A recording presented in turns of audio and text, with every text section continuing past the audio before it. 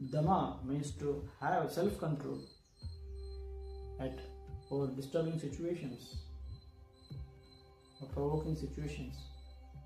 Then yajna, performing the sacrifice, yajna.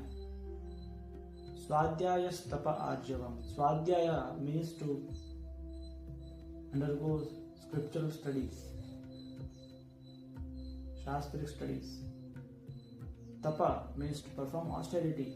Austerity, tapasya, means performing actions which are quite uncomfortable for us, and also there is some trouble involved, but for our better future. So this is what is called tapasya, for better outcome. So tapasya can be in various levels. So there can be tapasya for material things and tapasya for spiritual things also. So swadhyaya tapa arjavam. Arjavam means simplicity.